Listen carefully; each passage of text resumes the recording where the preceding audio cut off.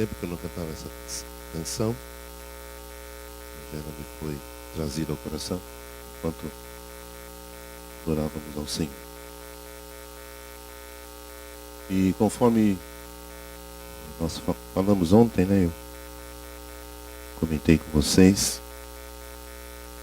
a direção que tem vindo ao meu coração de estar falando sobre os dois assuntos que eu considero mais importantes na Bíblia: Jesus e a sua igreja. E os demais assuntos da Bíblia se encaixam nessa coluna, né? Nessa coluna dorsal, nessa coluna vertebral. Os demais itens que são também importantes, eles se encaixam nessa coluna vertebral que é o cabeça e a sua igreja. O único representante que Jesus tem na terra é a igreja. Jesus não é representado por instituições, nem por movimentos. Jesus é representado por pessoas. Pessoas que estão ligadas a Ele, que Pedro chama de pedras vivas, ligadas à pedra principal de esquina, a pedra fundamental, rejeitada pelos edificadores, mas para Deus eleita e preciosa. Quando Jesus disse: edificarei a minha igreja, sobre esta pedra edificarei a minha igreja, ele está falando dele mesmo. A igreja está construída, fundamentada em Cristo. Ele é a rocha dos séculos. Há muitas figuras bíblicas mostrando esta ideia de Jesus como pedra. Na profecia de Daniel, quando ele fala de 4, da interpretação do reino, aquela estátua que ele via, tinha ferro, bronze e madeira, e que ela foi despedaçada por uma pedra sem auxílio de mãos, estava se referindo a Jesus. Jesus é esta pedra. Na interpretação do sonho de Daniel, ela é lançada sobre aquela estátua de ferro, de bronze, de madeira, e ela é lançada ao chão, ela é feita em pedaços, esmigalhada. Há muitos impérios que dominaram a história, dominaram povos ao longo dos anos, mas está chegando o momento do reino de Deus se estabelecer material e visivelmente sobre a terra. E esse reino material é o reino de Cristo, e ele é esta pedra que vai destruir e vai dizimar toda intenção de homens. A profecia de Isaías, no capítulo 2, tem algumas declarações muito fortes. Começa dizendo assim: o dia do Senhor, da volta do Senhor, será contra toda torre alta, será contra todo monte alto, será contra toda altivez humana. O dia do Senhor, tudo que é alto será abatido, diz a palavra em Isaías, no dia do Senhor. Os homens, diz o texto, os homens se esconderão nas cavernas por causa da presença espantosa do Senhor que vem assombrar a terra. Você tem ideia do que é isso? Jesus vai aparecer no céu, se verá no céu o sinal do Filho do Homem. E os homens vão ter muito medo, muito pavor, mas eles não vão ter para onde correr. Eles vão querer se esconder nas cavernas por causa da presença espantosa do Senhor que vem assombrar a terra. É o dia do juízo, é o dia de acerto de contas com todos os homens. E eu e você, que somos a igreja, como começamos a ver ontem, fomos colocados por Jesus nessa construção desse edifício espiritual que é a sua igreja. E que eu tentei mostrar para você ontem, aqueles que aqui estavam, o poder que está delegado, que foi delegado a esta igreja. É um poder tão grande que a gente nem o conhece, porque a gente faz pouco uso desse poder. Nós vamos caminhar hoje aqui em alguns textos que vão nos ajudar a entender a dimensão desse poder E aí, ao final, eu quero orar por todos vocês, com todo o meu coração. Eu não imagino que Deus tenha me trazido aqui a Montreal, e tão longe, Brasil, só para um programa, só para um culto, para cantar uns louvores e entreter as pessoas. Eu não acredito nisso. Não acredito porque eu sou um cristão. Não acredito porque eu tenho o Espírito Santo em mim. Não acredito porque eu tenho um Deus vivo que fala ao meu coração, como fala ao seu coração. Então, recomendo a você as palavras do Apocalipse que diz: quem tem ouvidos para ouvir, então ouça. Ouça com o coração. Ouça com a alma, porque hoje pode ser um divisor de águas na sua vida. Eu não sei, mas Deus sabe. Você só vai saber se você ouvir. Se você não ouvir, você não vai saber nada. E vai entrar aqui, vai sair daqui do mesmo jeito que você entrou, que não é o que Deus quer. Se Deus vai falar conosco nesta noite, é para que haja uma mudança. Para melhor, evidentemente. Digamos que Deus planejou um upgrade para você e para mim nessa noite. Quem diz, aceita isso, diga amém. Amém? Então, só resumindo o que conversamos ontem. Eu gosto de conversar, né? Tá percebendo? Eu não gosto de ser pregador. Pregador, ele muda a voz, a entonação. Para que serve, eu não sei. Se produz alguma mudança, também não sei. Então, eu prefiro conversar. Se Deus quiser que eu dê um dano, eu dou. O que mais me interessa é que a palavra de Deus entre no seu coração. Porque uma coisa também que é importante eu destacar, irmãos, que em Cristo nós somos feitos, não apenas filhos, mas nós fomos feitos pessoas especiais. E é uma lástima. A grande maioria dos cristãos, eles vivem abaixo desse padrão que Deus estabeleceu. Eles não vivem como pessoas especiais. Eles não se valorizam. Eles não sabem o valor que eles têm. Para Deus, para o mundo espiritual e para o mundo, para a sociedade. O apóstolo Paulo, falando sobre isso, ele diz que o poder de Deus se aperfeiçoa na fraqueza. Que é um depósito de graça dentro de nós. Vasos de barro que contêm um excelente poder. Mesmo Paulo, falando sobre Cristo, sobre os representantes de Cristo, ele diz que nós somos o bom perfume de Cristo. Olha como a Bíblia nos valoriza. Aos que são igreja, evidentemente. O que é ser o bom perfume de Cristo? Você exala um cheiro do céu, da eternidade. Por onde você passa, você deixa um rastro. Não, é muito mais do que ser evangélico, meus queridos. Deus não tem evangélicos, Deus tem filhos. Você sabia disso pela Bíblia? Eu gosto de dar respostas bíblicas.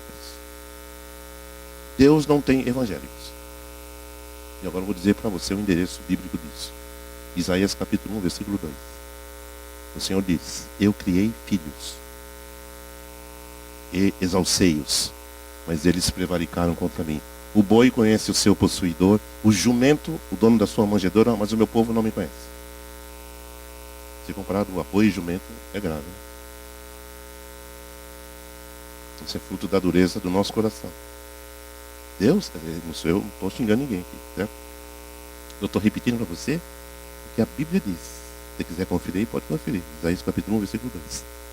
Eu criei filhos, exalcei-os, promovi, coloquei numa posição elevada, mas eles prevaricaram. Aí Deus fala do boi, fala do jumento, que conhecem a ele, mas o povo dele, o povo não me conhece. Então Deus não tem evangélicos. Deus não tem religiosos. Deus tem.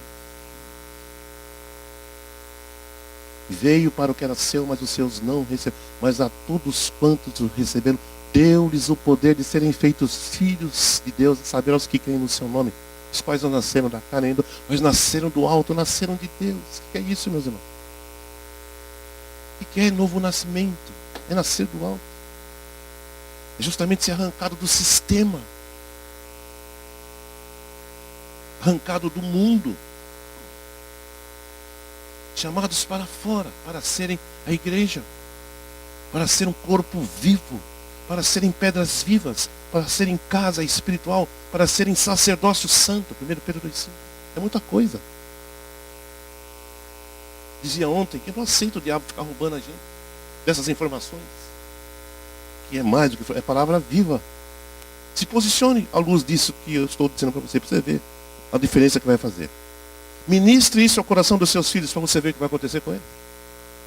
Eles vão, a promessa lá diz, do Salmo 112 é: a geração do justo será poderosa na terra. O que você acha disso?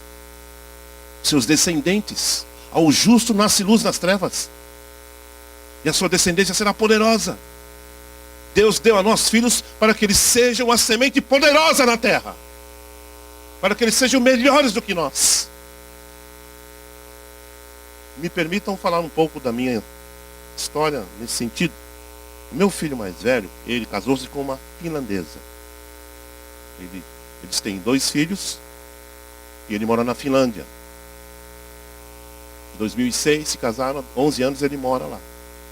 E como ele é músico, é ministro de louvor, e ele sempre trabalhou com música, se formou numa faculdade lá sobre produção musical e administração comercial, e começou a fazer alguns trabalhos lá de artistas, de ministros finlandeses.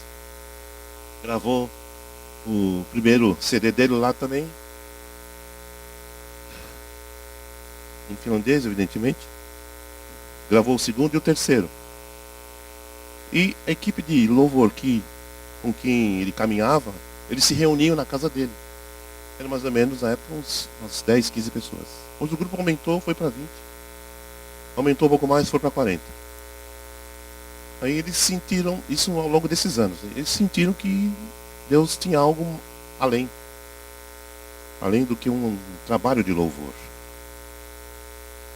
E eles tinham recebido uma palavra do livro de Jeremias, que fala assim: o vento do norte, que é o nome da igreja.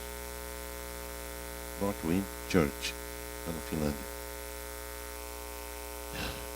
E para nossa surpresa, da minha esposa, em dezembro, quando nós passamos por lá, vindo da Itália, onde fomos ministrar, estava nascendo na casa dele a igreja Vento do Norte.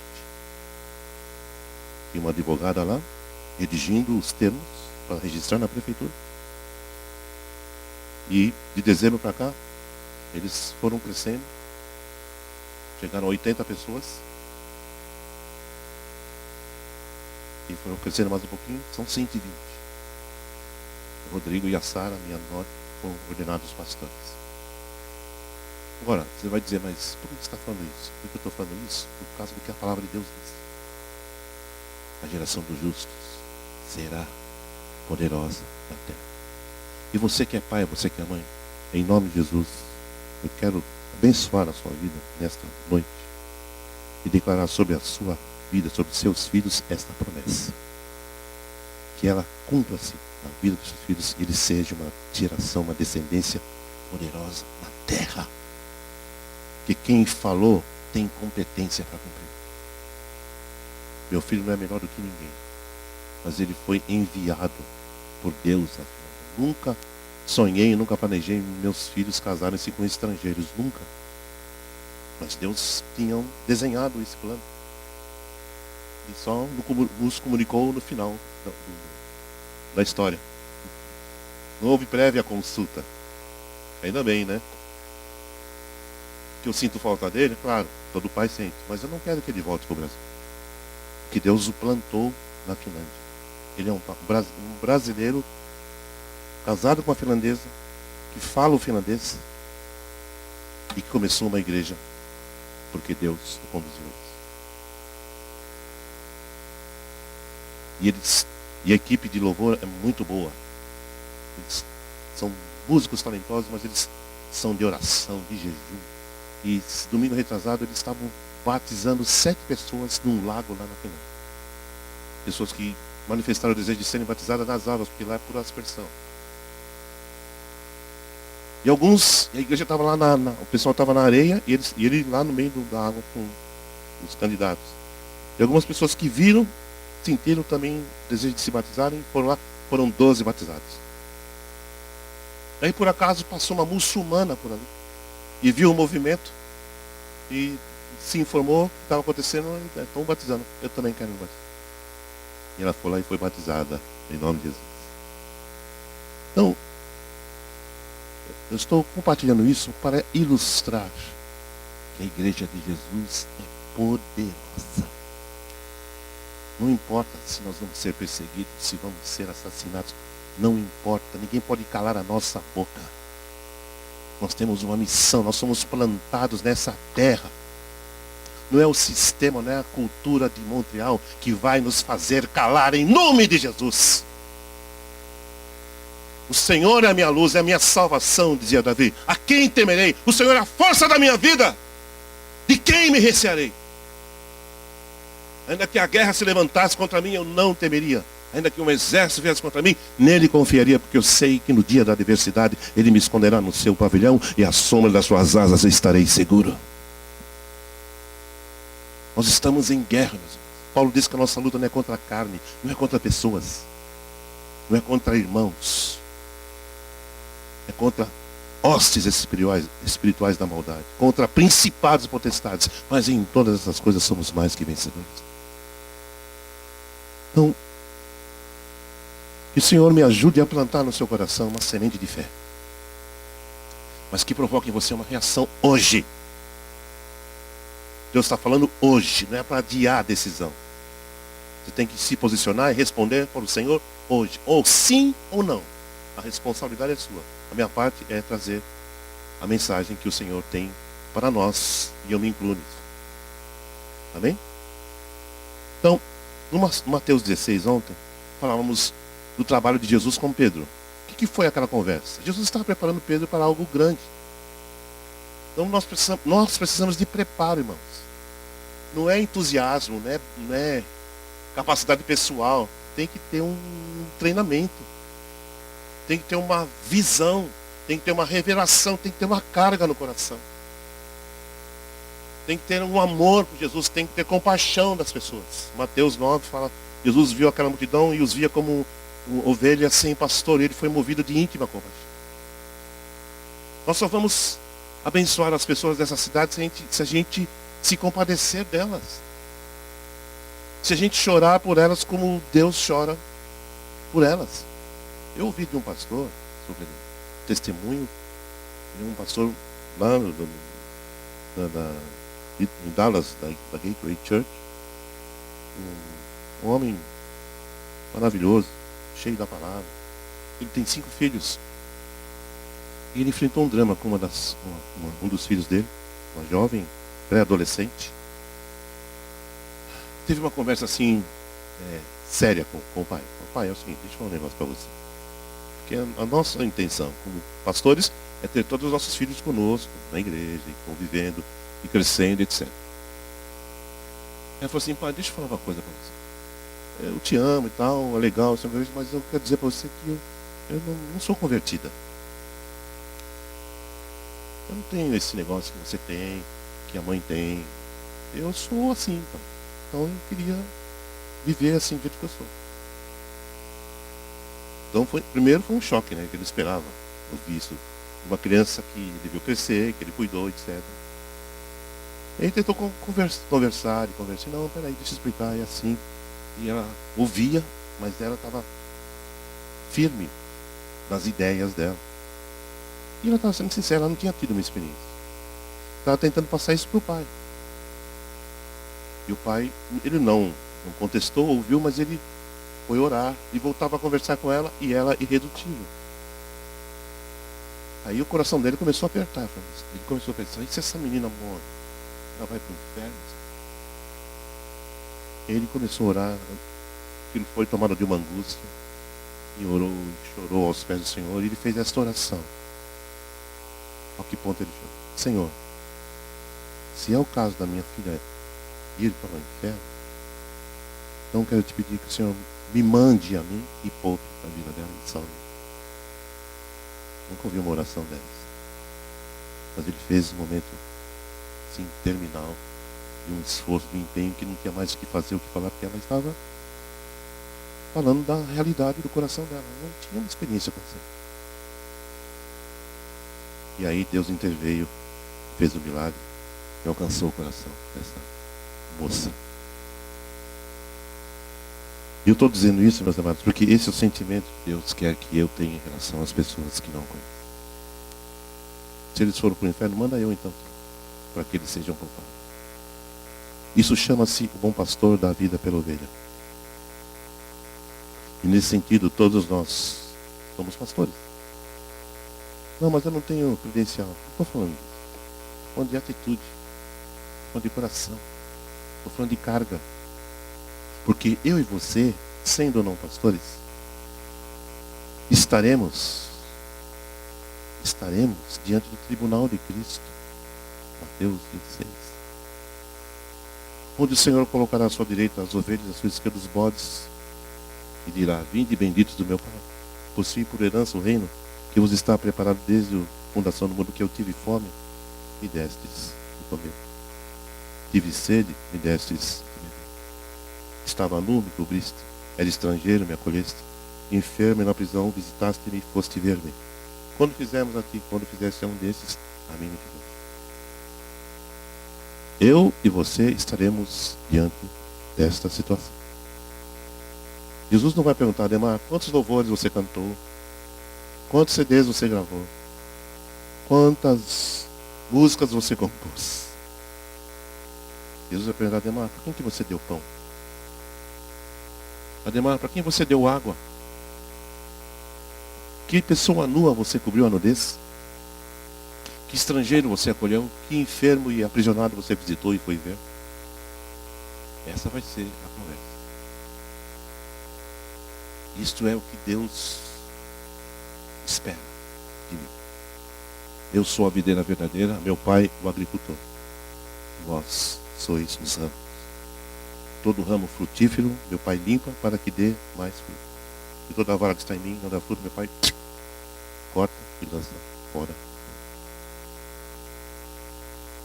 Pelos frutos os conhecemos. Eu vos escolhi, vos nomeei para que vades e deis fruto, e vosso fruto para nós. Então, esse é o negócio de Jesus comigo e com você. Está esperando fruto. Não é uma questão do pastor estar me pressionando. O pastor não vai te pressionar. É natural uma videira ligada, um ramo ligado à videira, florescer da fruta. É normal. A questão é mais preocupante. Por que é que eu não estou dando fruto? Estou ligado a quem? A quem? Deus colocou vocês nessa cidade, nesse país, para você frutificar, para abençoar essa nação. Quando eu fiz o casamento do meu filho lá, em 2006, eu falei: Rodrigo, nós estamos doando você para a Europa. Viva naquele país, ame os finlandeses, sirva os finlandeses, dê a sua vida por eles. Eu falei isso em 2006, há 11 anos atrás. O que eu estou vendo hoje? Floresceu. A palavra de um pai tem peso. A palavra de uma mãe tem peso. Abençoe seus filhos. Declare palavras de bênção sobre eles. Não fale palavras negativas dos seus filhos. Você é um burro, você não presta, não vai serve para nada. Não faça isso.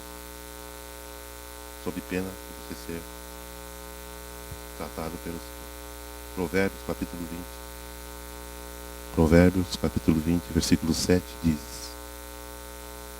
o justo anda na sua sinceridade. Felizes serão os seus filhos depois dele. Se eu andar na sinceridade, meus filhos serão felizes. Se eu não andar na sinceridade, meus filhos serão penalizados. É condicional mesmo. Está escrito na Bíblia.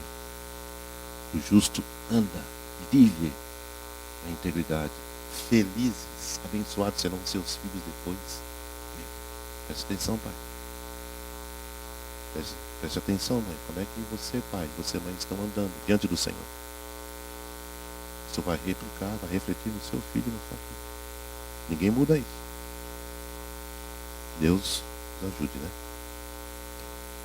Então Jesus trabalhou coisas pessoais em Pedro, preparando-o para algo maior. Era a igreja. E ao final daquela conversa, é interessante, né? Jesus falou da identidade de Pedro. Afirmou, Jesus consolidou. Jesus trabalhou isso muito forte. Você é Simão, você é Bajonas, você é pedra. Você é aquele que ouve, você é do Espírito. Isso Jesus fez antes de Pedro negar Jesus, lá na frente. Jesus podia descartá-lo ali mesmo, mas ele sabia com quem estava trabalhando. Se fosse eu, você não serve para fazer parte da equipe pastoral nem do louvor. Você é um traíra, meia figa, uma filha. Mas Jesus conhece o coração. E Pedro foi o que foi. E Jesus não falou com nenhum outro discípulo, pelo menos não vejo na Bíblia nenhum registro. Apacenta as minhas ovelhas. Ele teve uma conversa pessoal com Jesus. Sabe onde foi essa conversa? Um jantar. Sentados à mesa. Irmãos, abrindo um parênteses aqui, eu vou continuar no pensamento. Eu comecei a fazer uma pesquisinha assim rápida sobre assuntos que Jesus tratou com profunda seriedade no momento da refeição. Esse foi um. Você me ama? Apacenta as minhas ovelhas. E o versículo 15 de João 21 diz: tendo eles jantado. Se eles jantaram, eles estavam onde? Sentados à mesa. E quando você se senta à mesa com a sua esposa, com seu marido, com seus filhos, com seus amigos, você está próximo deles. Se nós sentarmos para uma refeição, eu vou estar perto de você, vou ver os seus olhos, você vai ver os meus olhos. Os nossos olhos vão falar enquanto nós jantamos, enquanto conversamos. Então, sentar-se à mesa é divino. É sobrenatural, meus amigos, porque muita coisa pode acontecer. Decisões que vão fazer uma grande mudança na nossa vida. Sentados à mesa. Às vezes, até conversando informalmente, de repente sai um assunto lá. Um comentário, uma frase que a pessoa que está junto com você recebe aquilo como algo de Deus, porque ela estava esperando uma palavra, uma resposta. À mesa. Sentar-se à mesa não é para comer feito um louco. É bom comer, é gostoso, eu também gosto. Mas é uma oportunidade ímpar de nós nos conhecermos, de sentirmos o coração um do outro, os sentimentos uns dos outros, de nos abençoarmos uns aos outros. Por isso a Santa Ceia. Tendo eles, depois de cear, Jesus disse: isto é meu corpo, isto é meu sangue. Onde é que eles estavam ceando? À mesa. Do que ele falou? Fazer isto em memória de mim. Ele falou sobre a ceia como uma instituição para a igreja. Sentados à mesa. É muito forte isso. São detalhes. Eu sou muito detalhista em relação à Bíblia. Vou fazer uma pesquisa sobre as perguntas de Jesus. Escrever um texto sobre isso. Ninguém rouba a minha ideia. Em nome de Jesus, está amarrado. Está amarrado em nome de Jesus. Se quiser roubar a minha ideia. Porque são tremendas as perguntas de Jesus. Já falei 3 aqui. Fica quietinho, não fala nada. Ontem eu falei 2. Quem diz os homens que eu sou? E vocês quem diz que eu sou? E agora, você me ama, Pedro? 3 vezes perguntou. Então, eu fico assim imaginando o tempo que Jesus gastou trabalhando com Pedro. Ele não desistiu daquele discípulo. Ele não sentenciou Pedro. Pedro se sentenciou quando cruzou o olhar com o olhar de Jesus após ter negado Jesus. Senhor, eu não queria estar no lugar de Pedro, porque aquele olhar, ao longe Jesus olhou. Quando o galo cantou, os olhares se cruzaram. Meu Deus. Pedro chorou amargamente. Jesus não falou nada, só deu aquela olhadinha assim. Mas foi um olhar de amor. Durante a crucificação, sepultamento e a ressurreição, Jesus estava pensando em Pedro. E quando ele ressuscitou, mandou um recado especial para ele. E diz a Pedro: encontrarei vocês à frente na Galileia. Pedro estava no coração de Jesus durante todo. Isso é profundo demais, muito forte. E foi Pedro que se levantou em Jerusalém. Foi Pedro que pregou. Foi ele que, com o dedo em riste, apontou o erro cometido pelos judeus. Naquela galera lá estava lá Anás e Caifás. Depois você lê lá. Os sacerdotes estavam lá e ouviram: vocês mataram o Nazareno. Eles ouviram. Ó, que o Espírito Santo, Barjonas, Iona, estava presente na vida de Pedro. Era Deus falando, não era um homem falando. Não tinha argumento, não tinha contestação. Isto é o poder da igreja, meus irmãos. Está em mim, está em você, a palavra da reconciliação e o ministério da reconciliação. Está em nós. É só abrirmos os olhos, é só crermos que Deus vive na sua palavra. Aí, o que nós vamos olhar agora? Nós vamos olhar as figuras bíblicas referentes à igreja. Como é que a Bíblia chama a igreja? Quer ver? E nestas figuras há um poder. Há um poder intrínseco, implícito, na essência dessas figuras que remetem à igreja. Efésios, capítulo 2.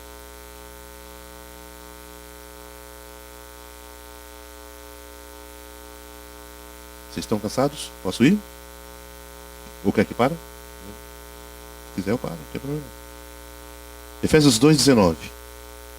Assim que já não sois estrangeiros, nem forasteiros, mas concidadãos dos santos e da família de Deus. Igreja é família. Família remete a alianças. O homem se une à sua mulher, ambos se fazem uma só carne. Desta união surgem os frutos que são os filhos. Então ali está estabelecida a família. Vamos tentar desenhar aqui uma figura imaginária. Digamos que aqui nós temos um círculo. Esse círculo chama-se o reino de Deus. Porque a Bíblia fala que existe um reino, que existe um rei. Salmo 99 diz: reina o Senhor. Apocalipse 19 diz: os reinos desse mundo serão do Senhor e do seu Cristo. Então existe um reino. Há 3 dimensões do reino. O reino espiritual, invisível, que está no mundo espiritual. O reino interior, que Jesus falou lá em Lucas: o reino de Deus está dentro de vós. E o reino físico e material, quando Jesus reinar na terra. Então existe um reino. Mas esse reino existe um rei. E o rei é o Senhor. Salmo 47 diz: batem palmas todos os povos, porque o Senhor é o rei de toda a terra. E nesse reino tem um trono. Isaías 66. O Senhor dizendo: o céu é o meu trono, a terra, o lugar onde os cabelos dos meus pés. Que casa vocês me construiriam? E qual seria o lugar do meu repouso? Visto que a minha mão fez todas essas coisas. Mas o homem para quem eu olharei é o quebrantado de espírito e que treme da minha palavra. O céu é o meu trono. Aí você olha para o céu, esse céuzão, e Deus está dizendo que isso tudo aí é o trono dele, ele deve ser um pouquinho grande. E a terra, o globo, é os cabelos dos seus pés. A palavra escabelo significa banqueta. Aquela banqueta que fica na frente do trono, que o rei põe o pé, é escabelo. A terra toda é a banqueta onde Deus apoia os seus pezinhos. Ele é grande. Então nós temos um reino, temos um rei, temos um trono e temos a igreja dentro desse reino. E dentro da igreja nós temos as famílias e dentro das famílias nós temos os indivíduos. E a igreja é o centro. Depois nós vamos ver daqui. Daqui a pouquinho eu vou falar outra figura da igreja. Então, a igreja ela está inserida no reino do Senhor. E o Senhor é o rei de toda a terra, diz o Salmo 47. Ele é aquele que domina. Os judeus atribuíram a Jesus o nome de rei dos judeus. E tinha lá uma inscrição dizendo: Inri, Nazareno, rei dos judeus. E Jesus é um rei mesmo. Nasceu na cidade de Davi, o Salvador, que é Cristo o Senhor. Nasceu um rei, rei dos céus. Então a igreja é família, porque os vínculos familiares unem as pessoas umas às outras. Na minha casa, eu, Aurora, minha esposa e nossos 3 filhos. Então nós somos 5, somos pessoas ligadas, aliançadas. Pelo sangue, pelo DNA, por tudo e agora por Cristo. Então, junto a minha família, a família Cledemir, a família do outro ali, do Cláudio, são 3 famílias que compõem a igreja. E essa aliança que eu tenho com a Aurora e meus 3 filhos, agora eu posso ter com a Cledemir, a esposa e os filhos, e com o Cláudio e a família dele. E assim nós vamos nos espalhando e vamos nos tornando famílias aliançadas, e isto é a igreja, meus irmãos. A aliança fala de casamento. Em Cristo nós somos feitos um. Efésios 2, versículos anteriores diz assim: Ele derrubou um muro de separação, e ambos os povos fez um. Ele no seu corpo desfez as inimizades, fazendo surgir um novo homem. É unidade. A unidade foi feita na cruz. Tem uma música que fala assim: celebremos a unidade que foi feita lá na cruz, pela morte de Jesus. Ministremos com alegria sacrifícios de louvor a Deus, o nosso amado Pai. Então a unidade foi feita, eu e você somos um. Quando eu ia imaginar que eu te conheceria, Frederico? Eu só estou aqui por causa de Cristo. Eu só te conheço porque Jesus me salvou e agora eu estou aqui e nós nos tornamos amigos. Então Jesus une as nossas histórias, pensa nisso. Une nossas famílias, nossos sentimentos. É casamento, é fusão, é um corpo, é o corpo de Cristo. Paulo diz, somos membros uns dos outros. Isso é profundo. Isso é força para o mundo. O mundo não conhece, eles não sabem viver assim, esse relacionamento, nesse nível de compromisso de aliança. Não tem responsabilidade com isso. Mas eu e você podemos ter. Que nós estamos ligados ao cabeça. O comando é dele. Por isso ele disse: nisso conhecerão que sois meus discípulos, se tiverdes amor uns com os outros. Sem Jesus, eu não consigo amar ninguém. Mas Jesus vivendo em mim, eu consigo amar você. Eu posso amar você, você pode me amar, e nós vamos viver essa família. Igreja é família. Igreja é família. Igreja que não é família não é igreja. É igreja de homens, de Cristo não. Não se iluda. A igreja de Cristo está aliançada com Ele e uns com os outros, meus amados. Por isso que a gente toma a ceia. Se você não é igreja família, você não é da igreja de Cristo. Desculpe ser direto assim. Preciso ser direto. Ah, não, eu gosto só de frequentar o culto uma vez por ano. Você não entendeu nada. Você está mais perdido do que segue em tiroteio. Se você pensa que isso é igreja, alguém te informou errado. E o meu conselho a vocês todos e a mim é que nós nos convertamos à igreja de Cristo. Enquanto há tempo. Enquanto há tempo. Trabalhar enquanto é dia, porque a noite vem quando ninguém poderá trabalhar. Ah, mas eu tenho meu jeito, eu tenho meu gosto do culto assim, gosto de música assim, gosto de pastor assim. Vai se converter. Você não entendeu nada. Mas por que está falando assim? Eu estou falando assim porque nós precisamos ter os nossos olhos abertos, meus queridos. Chega de ser enganado. Chega do diabo ter a vantagem em cima da nossa ignorância. Chega. Errais, não conhecendo as Escrituras e nem o poder de Deus, disse Jesus. Chega de errar. Vamos nos converter a Cristo. Vamos nos converter à igreja dele. Vamos ser igreja. Vamos ser igreja. A igreja são pessoas. Não são construções. Jesus não morreu por prédios. Jesus morreu por pessoas. Eu edificarei a minha igreja, ele disse. Que Deus nos ajude. Versículo 20 de Efésios 2. Edificado sobre o fundamento dos apóstolos e dos profetas, de que Jesus Cristo é a principal pedra de esquina. Versículo 21. No qual todo edifício bem ajustado cresce para templo santo no Senhor. O versículo 21 me ensina que igreja é templo. Mas não templo de pedras, templo de pessoas. 1 Pedro 2,5. Casa espiritual, pedras vivas, sacerdócio santo, para oferecer de sacrifícios espirituais. Na velha aliança, no tabernáculo e no templo lá de Jerusalém, os sacrifícios eram oferecidos à porta, no pátio. Os animais eram degolados ali, o sangue recolhido num recipiente e entregue ao sumo sacerdote, que apresentava a Deus para a expiação do pecado do povo. Só que essa prática está em desuso, embora alguns insistam em resgatar elementos da velha aliança, com autorização não sei de quem. Isso chama-se desvio da verdade. Mas a intenção é boa. O inferno está cheio de gente bem intencionada. Agora nós vamos adotar o shofar, porque o shofar traz a presença de Deus. Onde está na Bíblia isso? Aí o cara vai e começa a... Parece que vai chamar boi, a boiar. Não tem isso, esse negócio de shofar, é invencionice dos homens.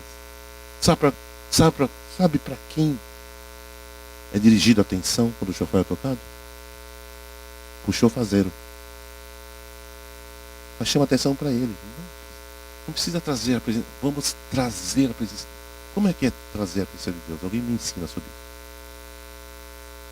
Quando Jesus disse, Ele habitará em vós e estará sempre convosco. Como é que eu vou trazer uma presença que já está em mim? Como é que eu vou invocar alguém que já habita comigo? Isso é ignorância, isso é engano, isso é desvio da verdade. Onde 2 ou 3 estiverem reunidos em meu nome, eu estou no meio deles. Olha a presença aí. Ah, mas não senti nenhum arrepio. Não é para sentir arrepio, é para crer. Eu estava no avião, viajando de Belo Horizonte para São Paulo, e uma senhora está do meu lado, estava com medo da turbulência, se o avião ia cair. Ela disse, o avião, você já viajou algumas vezes? Já. Já pegou turbulência? Já. Você acha que vai ter? Não sei. Ela estava com um livrinho, fazendo uma rezinha lá, e eu fiz a minha rezinha, quer dizer, eu fiz a minha. Sempre, agora já foi, né? Sempre antes do avião decolar, eu oro, abençoando a tripulação, os passageiros, o maquinário, e dou glória ao Senhor e amém. Né? A minha parte eu faço, a outra é dele. E aí, ela queria todo custo saber se ia ter turbulência, eu não tinha a resposta. Eu falei, mas só fica tranquila. E passa, ela rezou, eu também já orei, amém, certo? Aí o avião, quando ele começou assim, acabou aquela fase de ascensão, e ele foi indo assim, e ela estava lá assim, meia durinha, né? Claro. Adivinha o que aconteceu? Ela virou para mim, turbulência, o que você acha? Vai cair? Eu falei, não, calma, vamos, né? Vamos seguir. Aí, o piloto lá no senhor, passamos uma turbulência, mas já passou, amém, segue. Aí, foi embora, o avião foi indo, daqui a pouco, segunda. Aí ela pegou, assim, eu fiquei assim, preocupado, porque ela meio que descontrolou. Não, agora, tranquilo, vai dar tudo certo. Aí por fim o avião pousou em Guarulhos, São Paulo. Ela veio assim, virou para mim e falou assim, queria te agradecer, porque o Senhor me transmitiu tanta paz. Eu falei, amém, querido, Deus te abençoe. Por que ela falou que eu transmiti tanta paz? Porque eu tenho uma presença de paz. Porque você tem uma presença de paz. O seu negócio, meu negócio é levar paz às pessoas. Que o Espírito de Cristo habita em nós. Ou a gente crê nisso, ou então nós estamos perdendo tempo. Entende? Simples assim, meus amigos. Deixo-vos a minha paz, diz Jesus. A minha paz eu vos dou. Não se turbe o vosso coração. Nós temos a paz de Cristo. Nenhuma condenação há para os que estão em Cristo Jesus, diz Paulo. Que não andam segundo a carne, mas segundo o Espírito. Então, nós carregamos a presença porque nós somos o templo. O templo é lugar de sacrifício, de culto, de ofertas, de cânticos, de louvores. Por isso que tem o período de louvor. Nós fazemos aquilo que nós somos. Eu canto não porque eu sou um músico sem tocar, eu canto porque eu sou templo. Porque eu sou filho, porque eu sou adorador. É o meu negócio, que não é só meu, é seu, é nosso. Todos nós somos adoradores. Todos nós somos ministros. Você conhece a música? Digno é o Cordeiro. E vocês sabem a história dessa música, né? Composição dela? Você sabe? Bom, mais ou menos. Posso falar? Imagine uma dona de casa lá, lavando roupa, fazendo a comida e limpando a casa. E enquanto ela faz isso, ela está cantarolando. Em comunhão com Deus. Obrigado, Senhor. E saiu cantando. E começou a cantar essa musiquinha. No dia a dia, durante os afazeres do lar. Deus deu a ela essa canção, porque ela estava adorando o Senhor. Não era reunião de célula, nem grupo pequeno, nem visita de ninguém, ela e o Senhor. Porque ela tem consciência que ela é o templo de Deus. E o templo de Deus oferece culto ao Senhor. Com banda, sem banda, com violão, sem violão, com voz, sem voz, com instrumentos. Nós somos o templo. Você pode adorar ao Senhor a hora que você quiser. Essa música, Homem de Guerra, Jeová. Eu cantei aqui, Deus me deu, sabe quando? Tomando banho. Sabe? Isso é coisa que se faça com o Filho de Deus, e Deus ficar dando música enquanto o rapaz está tomando seu banho. A inspiração veio, eu estava tomando banho, eu ia me preparando para um culto. E veio esse tema aí. Eu falei, Senhor, agora não. Aí eu terminei lá, cheguei, peguei um papel e escrevi Homem de Guerra, Jeová. Por quê? Porque nós estamos em sintonia com o Senhor. Você pode sair daqui, o culto continua. Você conhece essa canção? Louvarei o Senhor em todo tempo. Seu louvor.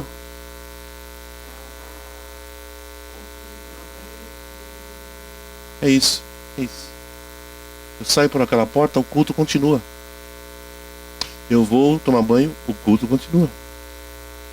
Eu vou entrar no avião, o culto. Agora eu comecei a cantar no avião. Comecei uma moda nova agora. Na hora que o avião pousa, né? Fica aquela fila, tudo pega. Quer sair, eu fico ali na fila. Fico cantando baixinho. Quem quiser olhar, olha. Quem quiser ouvir, ouve. Porque eu estou já ensaiando para o culto da noite. Porque eu sou o templo, você é o templo, a igreja é templo do Senhor. Então quer um conselho de amigo? Louve ao Senhor. Em todo o tempo louvarei o Senhor. O seu louvor estará contigo. Cante para o Senhor. Ah, mas não sou cantor. Cante sem ser cantor. Você é filho. Os pássaros não cantam de manhã? E por que a gente não pode cantar? Eu começo o dia cantando. Acordo lá. A rainha está do lado ali. Deitada em berço esplêndido. Eu levanto de fininha, vou no banheiro, levanto a mão e já canto todo dia, toda manhã eu acordo com um cântico no coração. Já virou um esquema entre eu e o Pai. Eu não canto só aqui. Eu procuro cantar o tempo todo, somente quando eu acordo. Porque o Senhor é digno de ser louvado. Eu sou a igreja, e a igreja é templo. Amém? Versículo 22 diz: no qual também vós juntamente sois edificados para a morada de Deus em espírito. Está tudo ligado aqui. Família, ser templo e morada. Sabe o que é ser morada? Ser habitação. O verbo se fez carne, tabernaculou e habitou e morou, veio. Ele habitará em vós, ele estará sempre convosco, disse Jesus. Aí eu pergunto, quem sou eu? Que direito eu tenho para ser morada de Deus? Um Deus que é santo e eu que sou tão finito, tão falho. Não tenho nenhuma capacidade para isso. Mas a Bíblia diz que igreja é morada do Espírito. Deus mora em pessoas. Por isso que o cristão, ele tem a paz de Cristo no coração. Ele exala o perfume de Cristo. O olhar dele é um olhar de amor, de compaixão, de misericórdia. Eu podia chegar naquela senhora, só fica quieta, você está me incomodando, eu quero viajar, tá bom? Não podia fazer isso? Então, se eu fizesse isso, eu ia envergonhar Jesus. Então eu fiquei lá. Calma.